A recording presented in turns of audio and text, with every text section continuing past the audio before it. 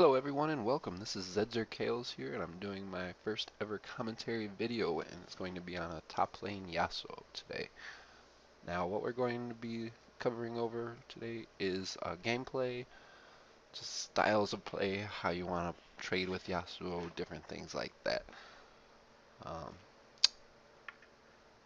Now I'm fairly new to this, so any feedback that you can leave in the comments below, go ahead and do it. If you enjoy the video, be sure to like at the end and give me a subscription as well.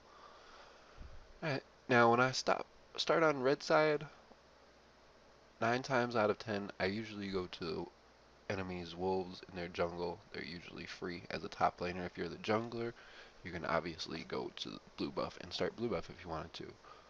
Now here you see Tom Kench just walked right on past. This is supposed to be one of the times when this is not free, but he did not see me, so this is going to be more than just a free wolf camp, as you'll see in a minute here.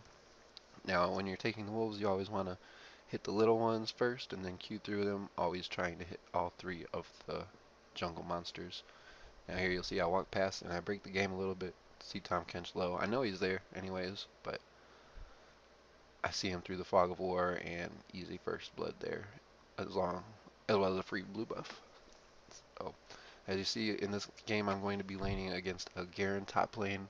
He's usually very hard to go against as Yasuo, as he can just silence you and spin on your head while you're unable to sweeping blade through any other minions to get out of the damage. But here I'm able to go back with that first blood money. Instead of picking up a long sword or a crit chance, I go for another Doran's blade. It gives me more HP, more life steal, and a little bit more damage as well to keep everything relevant.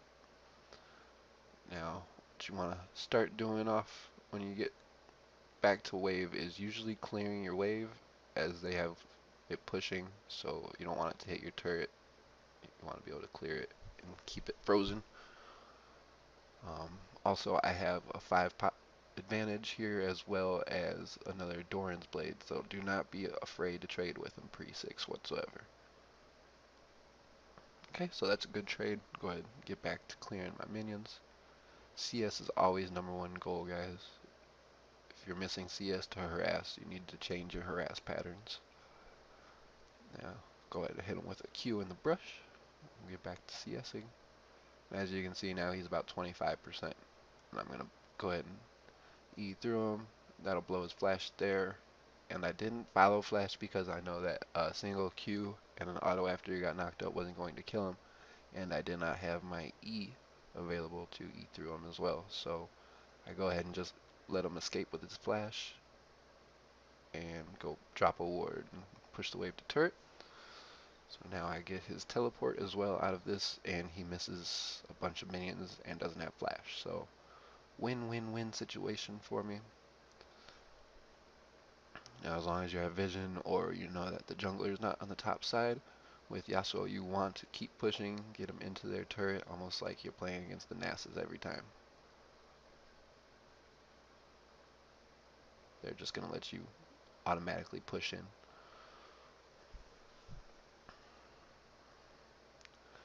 Now once you get under that turret and they're trying to farm, you're a melee, so you're thinking you can't harass under a turret. With Yasuo, you're going to get 10 turret shots in exchange and you're never going to win a trade.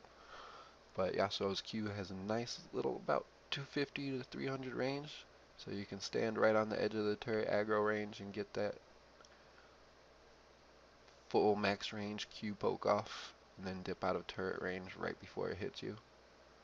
Another rule of thumb with that is you want to wait to poke under turret until right after, or right before, no, right after the turret is sending out an attack, because it resets the auto attack timer for the turret and it gives you another 0.2 or so to get through, or get away I should say. Also, of course, you can always use your Q when you have the third proc under turret, but I usually take more turret shots with that, trying to get the accuracy right. Now you see there I missed, or he missed 3 CS on that wave just by me running up and auto attacking and throwing Qs. So here we want to just keep on pressuring everything, getting your CS. I drew out his W there, so he's got extra armor and magic resist. Not afraid to trade with him at all. I still have 3 potions left up here, so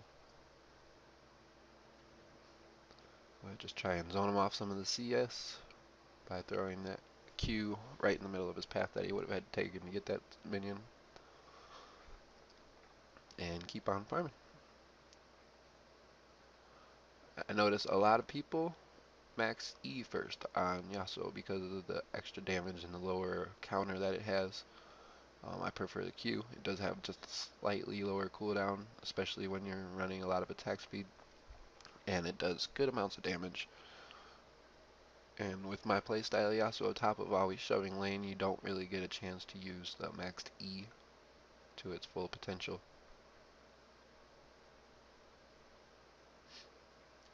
But with the max Q, you're always able to get more poke off on your turret, so this is where that max Q comes into play. Alright, see he's got level 6 here, so I'm not playing as aggressively towards him.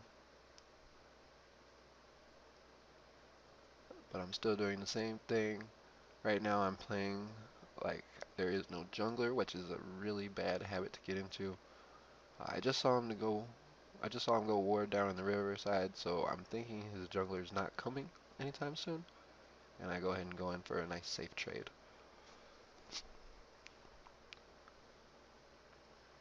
Now here he's got a whole another wave under the turret once again. So I go ahead and start trading with him. Make him miss out on that cannon minion wave for sure. And then there I take a turret shot. I'm trying to bait out a fight somehow because I know that he's wanting to try and kill me with his ultimate. So I figure right here is when it happens. There we go. Now he's got the true damage. He misjudges it. He needed about 2 more auto attacks on me before he could kill me, which by that time I would have been gone. I still have flash. Remember, he doesn't.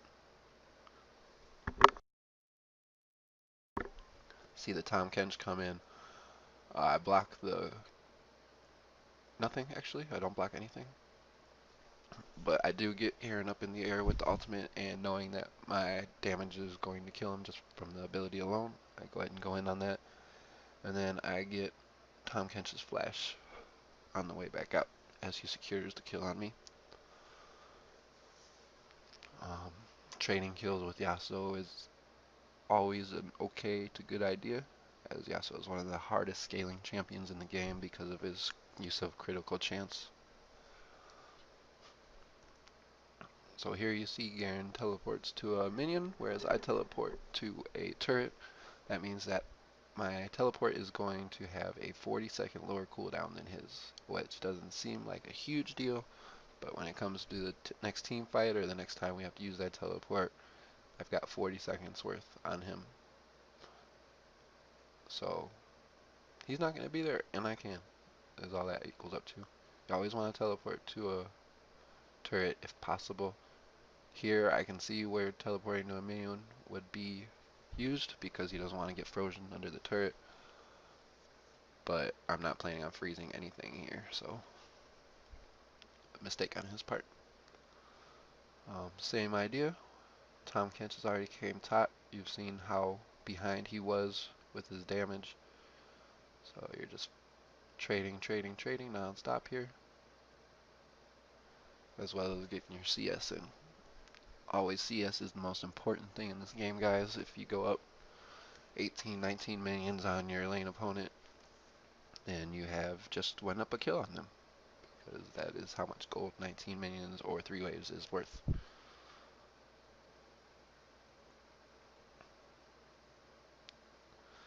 See a lot of people harassing or trading or trying to just pressure kills. It's all about the minions, man. You get the minions, you're gonna win the game. As long as you know how to team fight and position, yada yada yada yada. But minions are a huge baseline to winning this game. Go ahead, trade him another time there. He's down to half HP, whereas I'm right back to full. So as you can see, Yasuo Scaling has taken over at this point. Go ahead, harass him a little bit more under turret here. I see Tom Kench coming back up. Go ahead, just run away. Don't try and bait anything or make him waste any time. I just want to get away from that gank. I don't have flash right now, and Garen's is coming back off cooldown, so no risks there. Now there is an off chance that Tom could have went around through the tri-brush and been trying to gank me that way, but I see him mid here, so I'm able to just keep on firing these Qs off under turret range.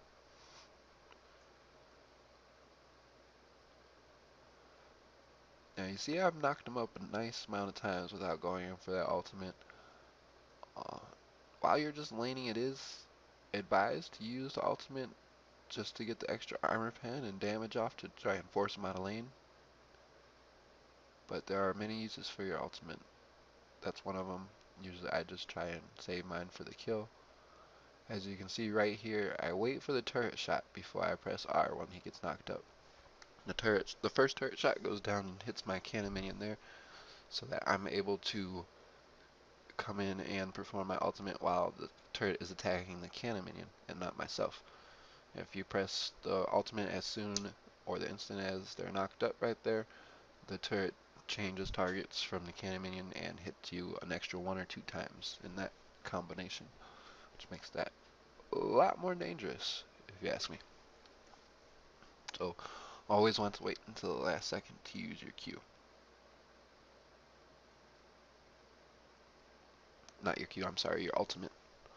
Once they're knocked in the air, the last second you have that they're knocked in the air, that's when you use to ult them. Now, as you can see, that gives you about another half second of airtime on your ultimate too. Once you get a Blade of the Rune King and Static Shiv, you're able to get an auto attack. I think it's once you get the recurve bow and Static Shiv, you're able to get an auto attack off while they're in the air if you're right next to them, and then ult them still as well. So that's some extra trade damage that you can get in there. Um, when you're not doing anything on the map, always try and scroll through the map, see how your teammates are doing, see if there's anything you can help them with, especially if you have teleport up. Always be looking to teleport in to a nice team fight.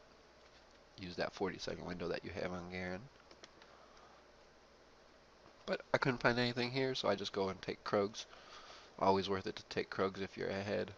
If you're behind, it can be a comeback mechanic, but if you're missing minions in your wave, it's not usually worth, unless of course you're being completely zoned off and are just going to be getting some experience. Alright, now Garen has already ran down there, I believe. But I'm going to go ahead and teleport. Throw that wind wall up right there, block Zed Shurikens, and I believe that's all I blocked with that. Here I get juked a little bit, but it's okay. I got my E, just shadow sweep through him, and then I get a third Q off, get the ult off on both of them, and there's an ace. Easy win on the team fight, just like that.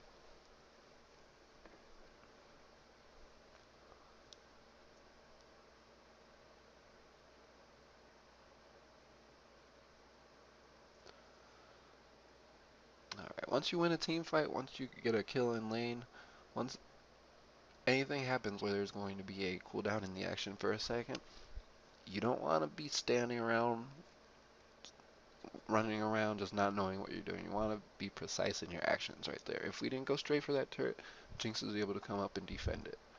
And here I go straight to the jungle minions. You always want to go straight. You want to be definitive in your decisions in League, as every little half a second matters. So you don't want to waste any time. If you get a kill in lane and you have some extra gold that you have to go back with, push that wave, go back. If you want to go get some jungle minions, don't sit there for another wave and then 15 seconds later be like, oh, I'll go take Crux now. You want to be definitive. You do this, then you do that, then you do that, then you do that. It's a big bane of some of the lower players is they just stand around a lot. I cannot tell you how many times I've seen bronze and silver players sitting in base, waiting at the shop, just looking through the items, like, what do I want to buy? While their lane is pushing their turret or their team is losing a team fight in which they could have participated in. So Here, this just didn't happen. I'm gonna just not walk you through this at all. That was a 2v3 fight.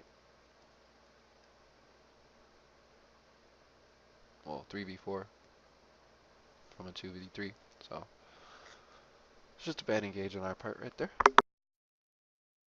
But no worries, that happens. As you can see, I had a huge amount of gold coming back in there. So, probably shouldn't have went for that fight.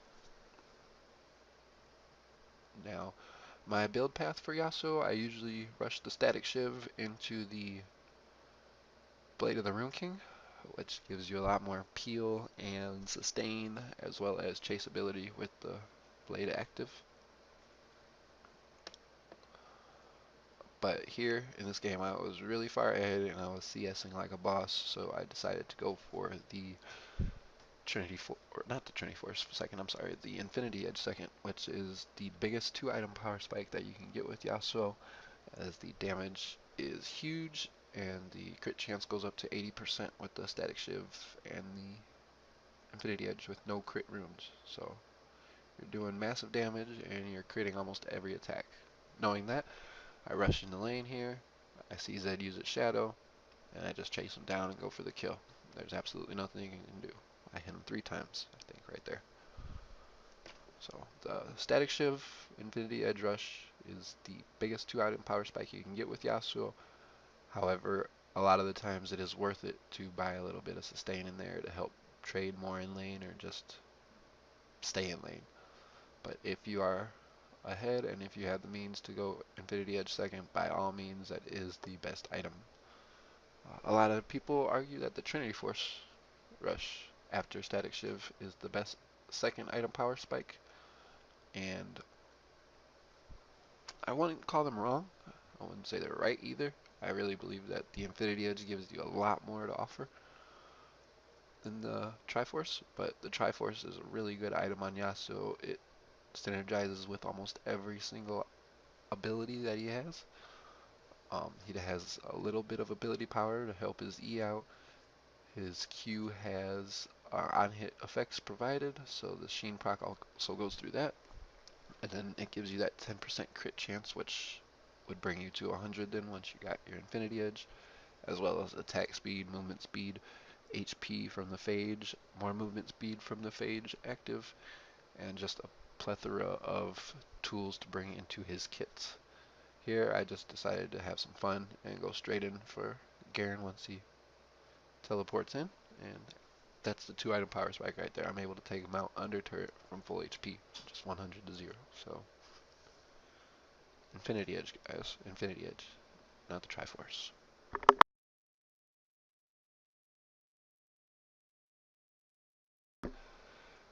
Now here you see I am dead, so this is the time when you want to stage your items in base. If you're ever confused about what you're getting or confused about what you're doing, you don't want to do it while you're standing in base, you want to do it while you're dead. That's the animation, or that's the time that you have.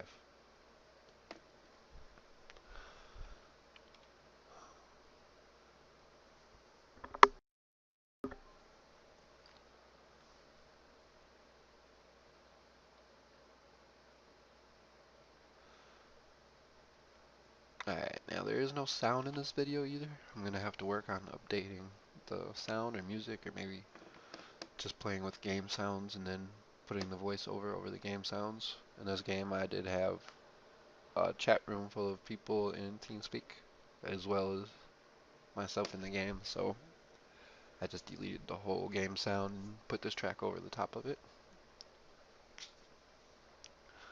I'm also looking into the little boxes over the right and left hand side of the screen so that you can make some lists and details. Here I messed up. I did not kite whatsoever there, and as a result I had to blow flash to get the kill. If I had just taken one step down while I was attacking Jinx, I would not have been caught up by her chompers there. But instead I was just standing still trying to one-shot her, and paid with my flash, as you saw. Always try and kite in between auto attacks and abilities. Take us a couple steps. You're not doing anything else while you're standing there, so you might as well, right? Stay safe.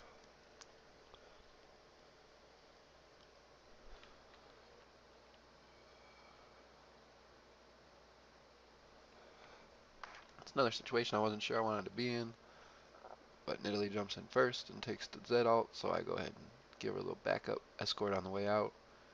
Now I'm getting a little greedy. I see Sona there and I want to kill Sona, so sticking around and use the wind wall to block off the zap and the chompers there. Now at this point we're getting out. See Garen top lane. Go on ahead top to cut him off so he can't split push with his 0 damage build.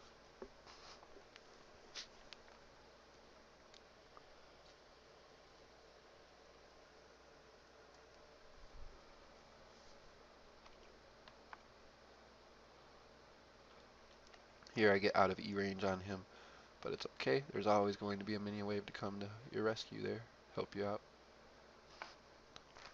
If you're ever against Yasuo and there's a minion wave coming up your lane and you're running away, always try and run through the river or jungle, somewhere where there's not going to be minions walking that he can just use as a gap closer. Because as you can see from here, you can get yourself through the wave and through the lane pretty fast.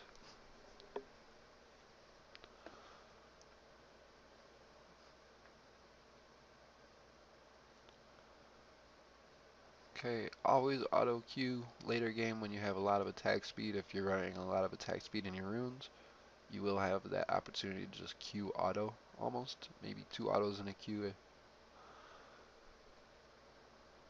But you can always get an auto off and then queue. And then your sweeping blade, as you're eating through, I don't know if I make that mistake this game or not. I don't believe I do. But I see a lot of people, including myself, sometimes they will sweep through a target and then try and land the Q. But they will be too far past the target and the Q will not hit anything, usually resulting in a bad trade or a death. So the trick to that is to always, when you're eating through somebody, look at the distance you have between them. If you're going to be standing right next to them when you use your E, then you're going to want to hold the Q until you get through with the animation and then Q back to them. But if you are standing a good 300 to 400 AoE, even 200 I believe would be okay, and you E through them, you can use your Steel Tempest in a circle and hit them.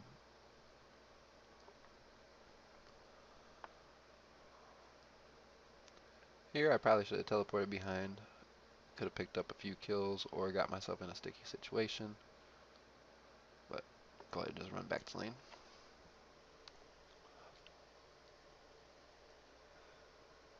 And now you see I got my Blade of the Rune King, so I just want to go ham. That's all I was going for right there, was ham. Unfortunately I got swallowed by the Tahm Kench.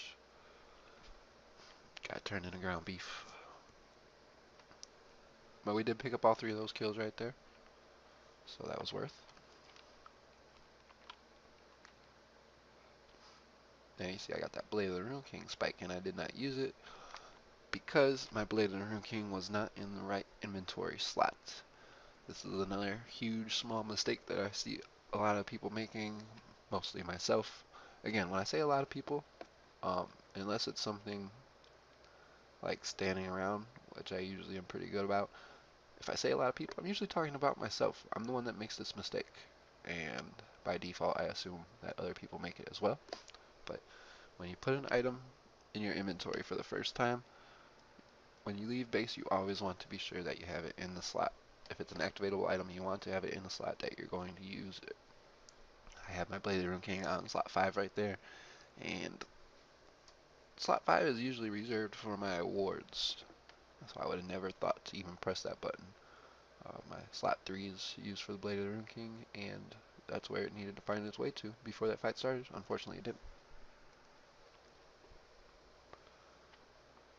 So be sure, guys, TM at Blade of the Rune King, Randuin's, Ghost Blade, whatever you want to build activatable in your inventory. Make sure you put it in the right inventory slot, as it is usually a hassle to click another button that you're not used to clicking. Saves you a good 0.5 seconds. Here I tell my team to do the Baron. They're not really sure that we can do it, so I take it upon myself to start it up. I have enough sustain and attack speed and crit to almost solo it at this point. Usually with these items plus a Bloodthirster, I can solo the Baron at this point. Okay, so we go ahead and pick up the Baron, and the Sona is super slow to react, so we're going to go ahead and try and catch her out of position. As you can see, there she goes. And there's a Zed in this brush too. He has to flash away from my Q, otherwise that would have been a second kill. Always try and be aware of your surroundings, aware of the map, what's going on. Another huge part of this game is map awareness.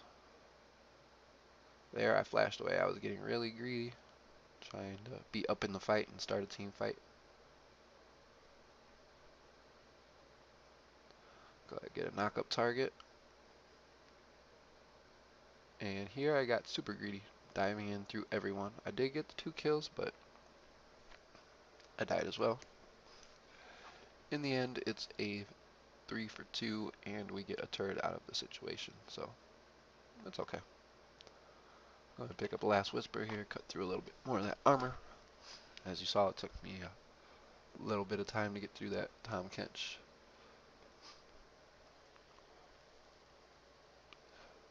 As well as the Garen is also building armor at this point, so if I ever have to get through them, I'm going to need that Last Whisper to help me make it like butter.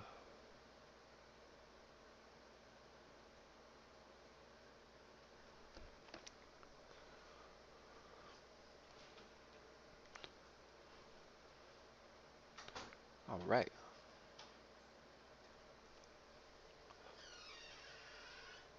So, we're back alive. I have purchased home cards, and Zed is not going to be alive anymore. Another 3 shy on Zed. Always make sure when you're coming into a gank or kill situation not to waste your sweeping strike on them first. Always try and charge it up through minions, reposition yourself through minions, and then you can use the sweeping strike afterwards to reposition yourself better for the kill once they try to run. As you see there, I did not use my E through the Tom Kench until the last second when he was trying to run away to get myself in a better position for an auto attack. Same thing right there with the Garen. I didn't do it until the last second as he was trying to get away so that I can get him knocked up.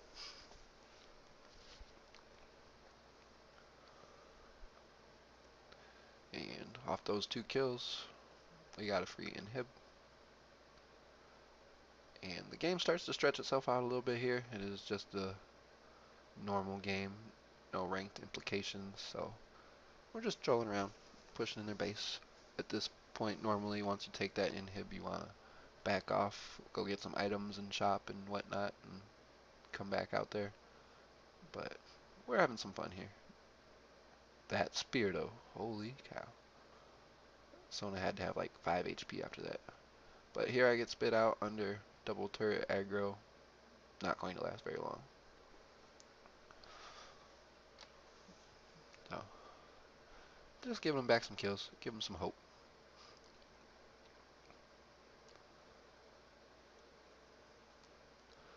And normally, if I'm ahead with Yasuo, I never build a defensive item unless there is the glaring need for it. Such as another Yasuo or somebody with a lot of crits on the other team. You can build a randoms. If you are having a lot of team fights and it's a lot of 5v5 brawling, you can go for the Guardian Angel to give yourself that second life if you do get picked off in a fight.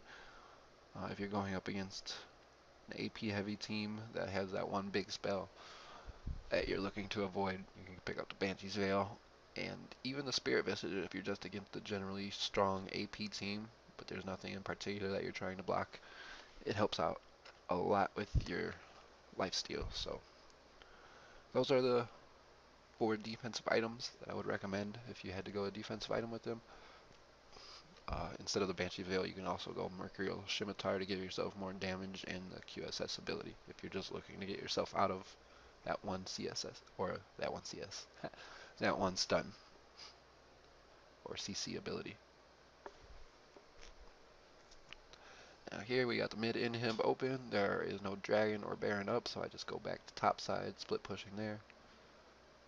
Once you have an inhib down, you always want to force the other 2 waves up. And then of course here we're just going to go back mid for some more trolling, I believe is what happens.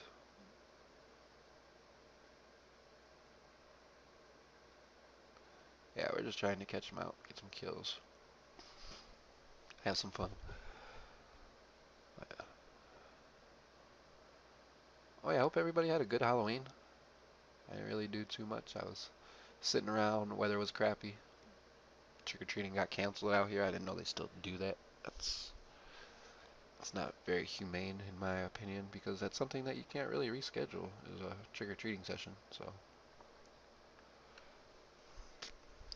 and now we're all dead pretty much. I'm just gonna go ahead and run into the jungle, get out of that beaten path, and Rek'Sai is gonna try and do some backdooring action here. And he does get a turret, so that's awesome.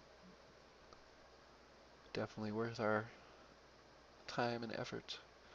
Here I get that Elixir of Wrath, give myself a little bit of extra life steal and damage, and I go top again. I should have went bottom this time. Either way, it's not really a big deal.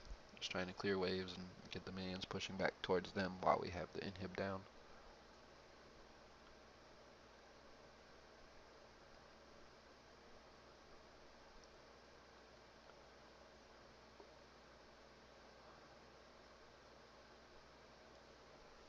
Now you see there, the E at about 2 to 300 range, and then you can Q right at the last second through them. Alright, got that wave pushing. Go ahead, keep farming. Now you can't farm that through the wall anymore because of the patience and the attack range nerf to the Grump. So after a couple of Qs on the Grump, you always want to E through him once he shows himself starting to move, so that he doesn't reset himself. Alright, go for the Baron again here as that respawned. Now my team isn't onto it yet, but it doesn't really too much matter. I have some lifesteal extra from the Elixir of Wrath, so I'm pretty much just fine here.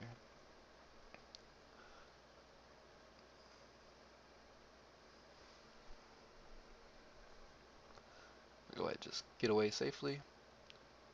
See a Tom Kench coming in there. I'm gonna have to flash out of here. At some point I should have flashed that, but instead I get hopped on with the Z ult and the Garen ult, and that is the end of my life.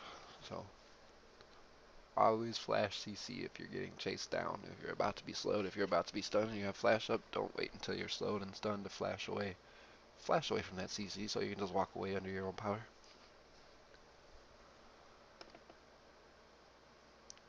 Alright, just a little bit more sieging here. The game's pretty much in the bag for us at this point.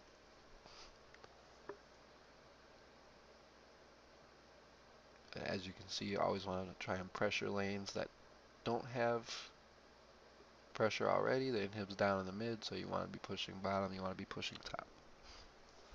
All pretty self-explanatory stuff, but like I said, this is my first video, so I'm going to be going through every little tiny thing over and over probably.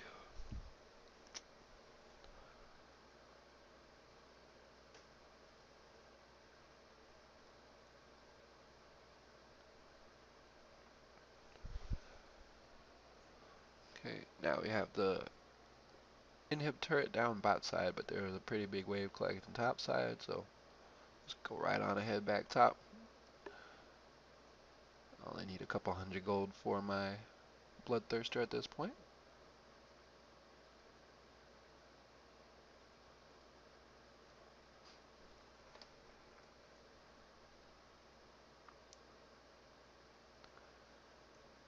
Alright, now here I can go back and get my bloodthirster, but I'm being greedy. All of them are off the map.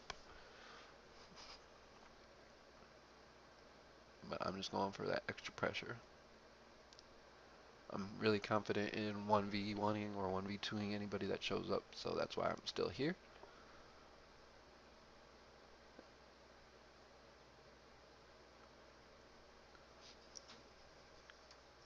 And first you want to go for the Jinx, but at that point I should have turned around and went for the Garen, of course. But sometimes you go bait yourself like that. The Jinx was one hit, or so I thought. So I went for, I should have just stayed in the sustained team fight with Garen right there, and I would have been okay, I believe. But greed kills, ladies and gentlemen, greed kills. I believe we've all heard that expression before, and it is not just an expression, it is legit fact and reality. Greed will kill your ass. Even if no enemies are around, if you're just going for something greedy, you'll usually end up dying to the minions. Just saying.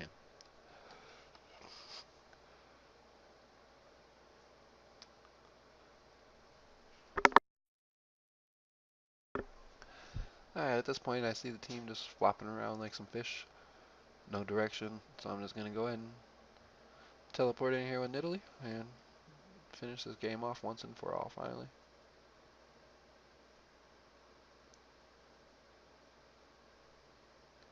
I got picked up by the Tom Kench, but we still have a Nidalee on the base. And no, so close.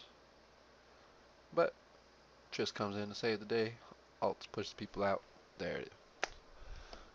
Alright, but thanks a lot for watching, folks. And please be sure to give me a like, comment, and subscribe to the YouTube channel. And I will see you next time. Thank you very much.